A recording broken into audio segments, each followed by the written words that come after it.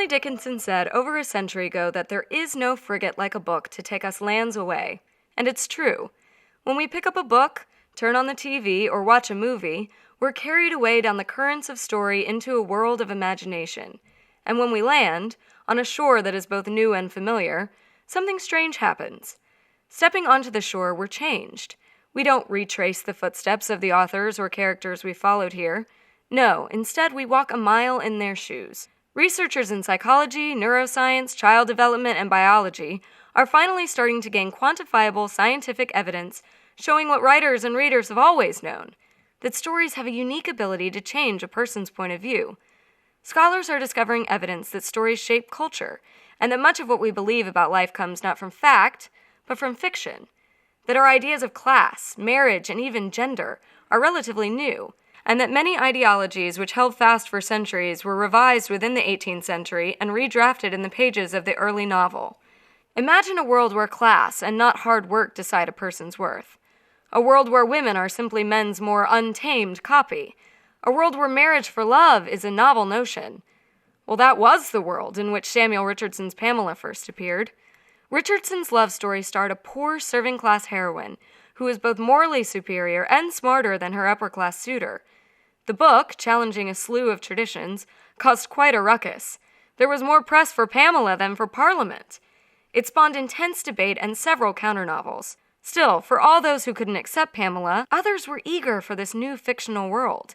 This bestseller and all its literary heirs, Pride and Prejudice, Jane Eyre, and yes, even Twilight, have continuously shared the same tale and taught similar lessons, which are now conventional and commonplace. Similarly, novels have helped shape the minds of thought leaders across history.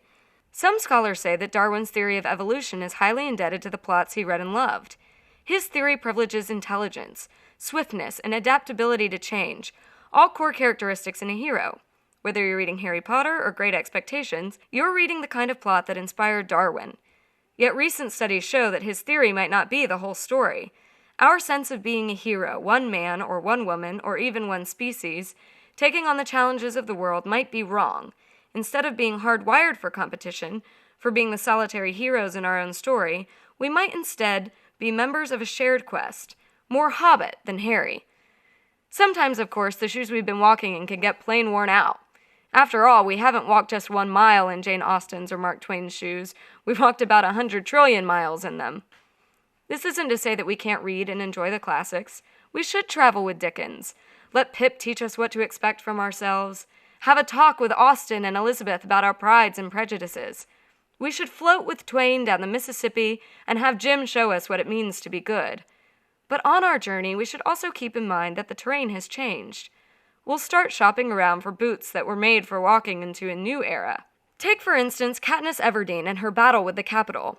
Can Hunger Games lead us into thinking about capitalism in a new way? Can it teach us a lesson about why the individual should not put herself before the group? Will Uglies reflect the dangers of pursuing a perfect body and letting the media define what is beautiful? Will Seekers trot a path beyond global warming? Will the life and death struggles of Taklo, Kalik, Lusa, and the other bears chart a course for understanding animals and our place in their world? Only the future will tell which stories will engage our imagination, which tales of make-believe will make tomorrow.